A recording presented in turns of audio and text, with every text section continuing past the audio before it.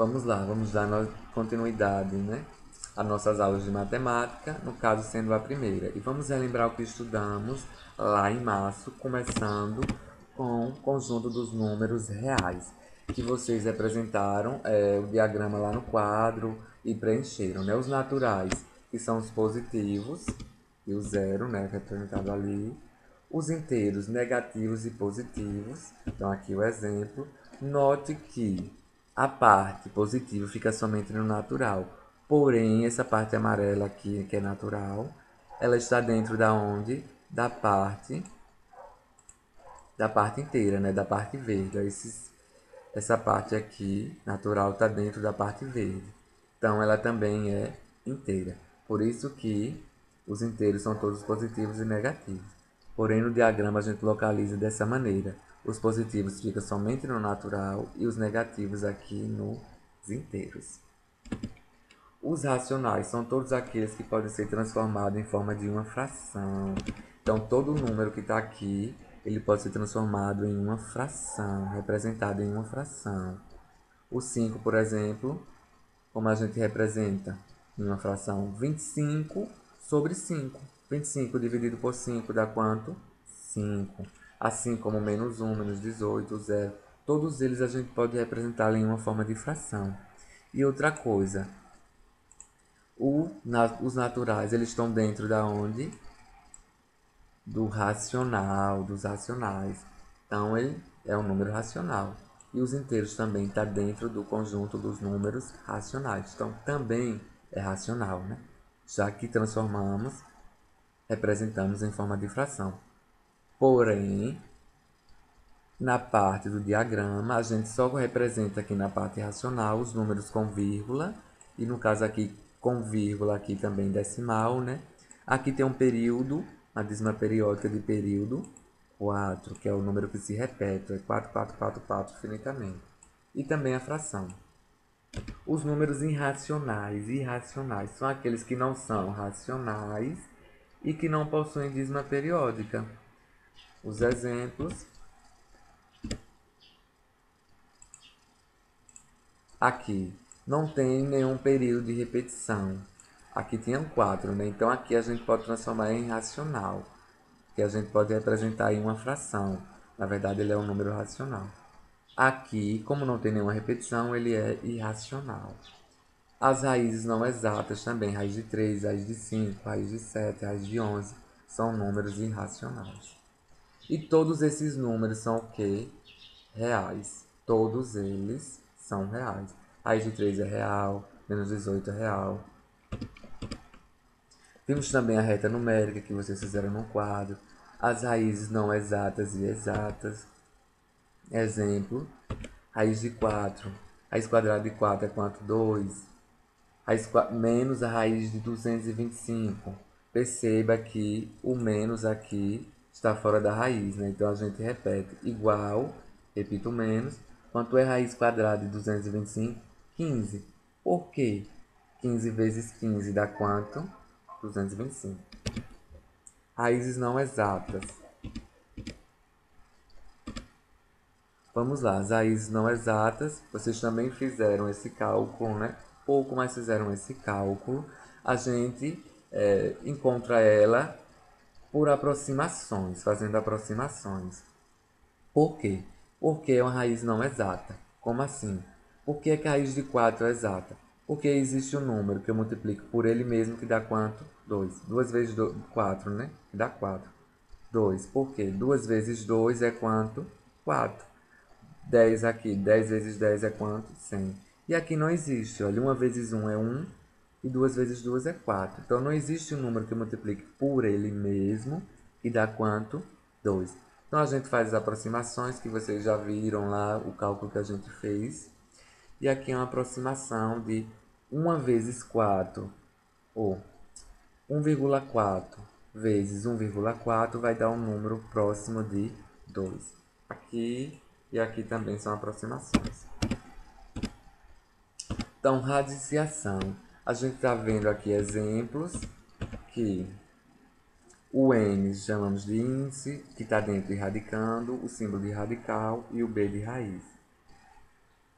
O índice pode ser qualquer número maior ou igual a 2, ou seja, 2 e acima de 2, maior do que 2.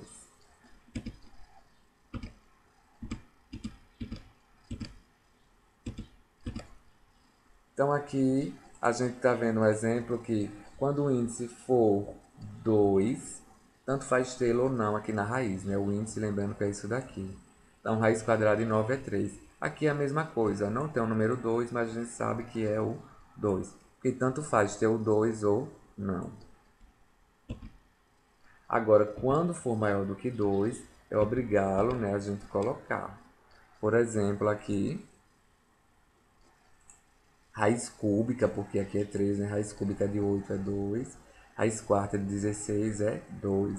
Raiz quinta de 1 é 1. Por que isso? Vou explicar esse cálculo. Por exemplo, raiz quadrada de 9 é 3, por quê? 3 vezes 3 é igual a 9. Então, o índice aqui, que é 2, é que indica quantas vezes eu vou repetir esse número e multiplicar por ele mesmo.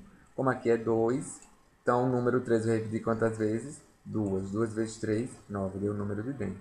Aqui, no caso, quantas vezes eu tenho que repetir o número que eu quero encontrar? 3. E tem que dar o resultado 8. Então, 2 vezes 2 vezes 2, que é igual a 8. Olha. 2 vezes 2, 4. 2 vezes 4, 8. Então, quantas vezes eu repeti o 2? 3. E deu quanto o resultado? 8, que é o radicando, que é o que é dentro. Então, raiz cúbica de 3 é 8. Então, aqui, raiz quarta de 16. Quantas vezes eu tenho que repetir o número? 4 e multiplicar por ele mesmo. Aí vai dar quanto o valor? 2. Aqui é a mesma coisa, repetir o número 5, né? Então, observação. Se o índice da raiz for par e o radicando for negativo, não vai existir um número real. Vamos lá aqui para a gente ver esse exemplo.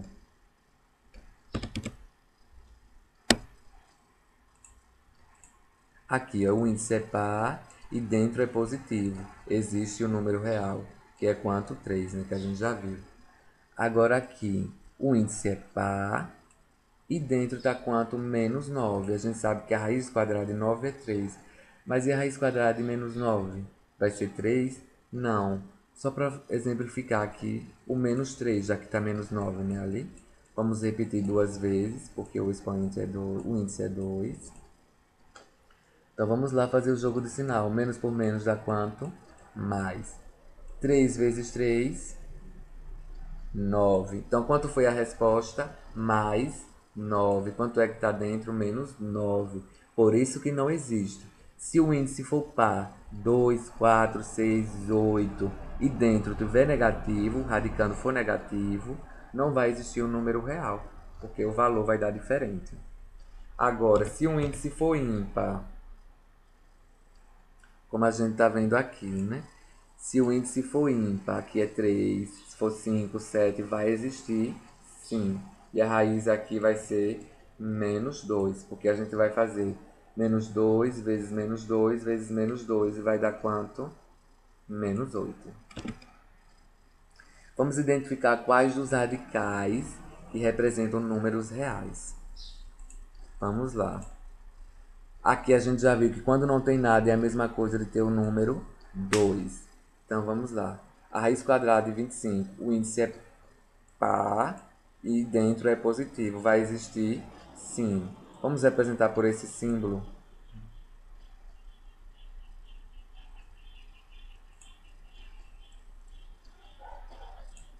Vamos representar pela letra S de sim.